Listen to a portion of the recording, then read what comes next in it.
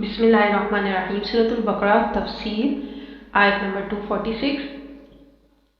अलम तरा इलल मलाइ मिन बनी इसराईल मिन बअदि मूसा इज़ क़ालू लिनबिय्यिन लहु मुब्अस लना मलिकन नुक़ातिल फ़ी सबीलिल्लाह क़ाल हल असैतुम इन कुतिब अलैकुमुल क़ितालु अल्ला तुक़ातिलू क़ालू वमा लना अल्ला नुक़ातिल फ़ी सबीलिल्लाहि वक़द उख़रिजना मिन दियारिना व अबनाइना फलम्मा कुतिब अलैहिमुल क़ितालु तवल्लौ इल्ला क़लीलन मिनहुम वल्लाहु अलीमुम बिस्सालिमीन।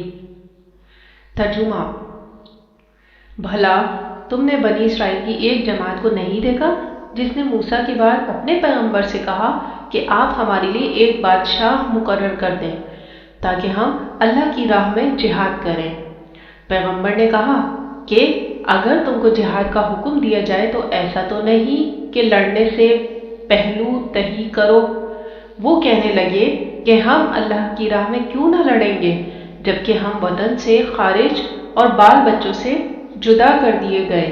फिर जब उनको जिहाद का हुक्म दिया गया तो चंद अशखास के सिवा सब फिर गए और अल्लाह जालिमों से खूब वाकिफ है। तफसीर: यहाँ बादशाह से मुराद अमीर और सिपाह सालार है। जाहिर बात है कि नबी की मौजूदगी में बुलंद तरीन मर्तबा तो नबी ही का रहेगा, लेकिन एक ऐसा अमीर नामजद कर दीजिए जो नबी के ताबे होकर जंग की सिपा सालारी कर सके। मैं हदीस बयान कर चुकी हूँ कि बनी इसराइल में हज़रत मूसा अलैहिस्सलाम से लेकर हज़रत ईसा अलैहिस्सलाम तक कोई न कोई नबी ज़रूर मौजूद रहा है। इस वक्त सीमोएल नबी थे जिनसे सरदार उन बनी इसराइल ने ये फरमाइश की थी सरदाराने बनी इसराइल ने ये फरमाइश की थी कि एक बादशाह ले आए। यानी अभी तो तुम्हारे बड़े दावे हैं, बड़े जोशो खरोश और बहादुरी का इजहार कर रहे हो, लेकिन कहीं ऐसा तो नहीं होगा कि मैं अल्लाह ताला से जंग की इजाज़त भी लूँ और तुम्हारे लिए कोई सिपा सालार या बादशाह भी मुकर्रर कर दूँ और फिर तुम जंग से कनी कतरा जाओ। दुश्मनों ने उनके बेटों को गुलाम और उनकी औरतों को बांदिया बना लिया था और ये अपने मुल्कों से खौफ के मारे भागे हुए थे। चनाचा उन्होंने कहा कि अब हम जंग नहीं करेंगे तो क्या करेंगे।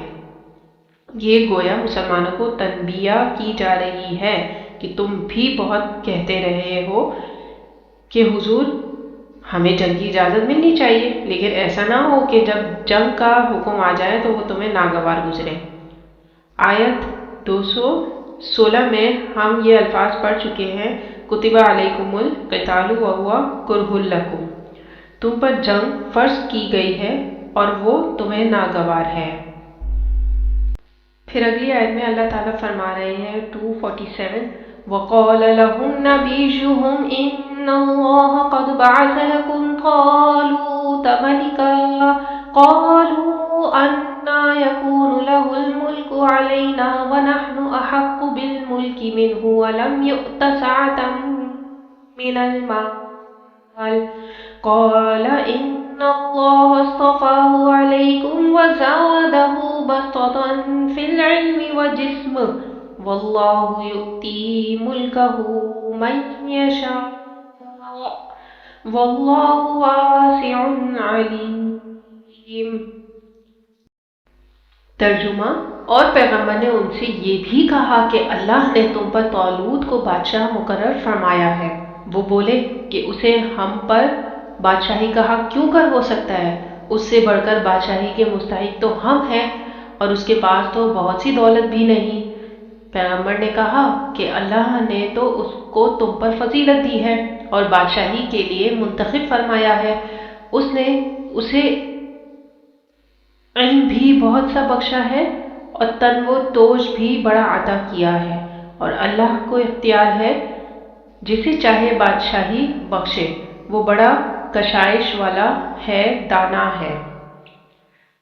تفسیر: ان کا نام تورات میں ساؤل ہے، تورات میں ان کا نام ساؤل ہے۔ ہو سکتا ہے کہ اصل نام ساؤل ہو، لیکن چونکہ وہ بہت قدر آور تھے اس لیے ان کا ایک صفاتی نام یا لقب طالوت ہو۔ طالوت کے معنی لمبے تڑنگے کے ہیں۔ وہ تو مفلس ہے، اسے تو اللہ نے زیادہ دولت بھی نہیں دی ہے، کیونکہ اس کے معیارات یہی تھے کہ دولت مند ہے وہی صاحب عزت ہے۔ یہ فیصلہ ہو چکا ہے، یہ اللہ کا فیصلہ ہے جسے کوئی تبدیل نہیں کر سکتا۔ طالوت کو بادشاہی دی ہے، اللہ نے اسی کو تمہاری سرداری کے لیے چنا ہے۔ وہ نہ صرف قدر آور اور طاقتور ہے بلکہ اللہ نے اسے علم اور فہم بھی وافر عطا کیا ہے، اسے امور جنگ سے بھی واقفیت ہے۔ تمہارے نزدیک عزت اور سرداری کا معیار دولت ہے، مگر اللہ نے اسے ان دونوں چیزوں کی بنا پر چنا ہے۔ ایک تو وہ جسمانی طور پر مضبوط اور طاقتور ہے، اس دور میں ظاہر بات ہے اس کی بہت ضرورت تھی، اور دوسرے یہ کہ اسے علم، فہم، سمجھ اور دانش دی ہے۔ اللہ کو اختیار ہے کہ اپنا ملک جس کو چاہے دے، وہ جسے چاہے اپنی طرف سے اقتدار بخشے۔ اس کی وسعت اٹھا ہے، کوئی اس کا اندازہ نہیں کر سکتا، اور وہ بڑا علم رکھنے والا ہے، سب کچھ جاننے والا ہے۔ وہ جس کو جو کچھ دیتا ہے بر بنائے علم دیتا ہے کہ کون اس کا مستحق ہے۔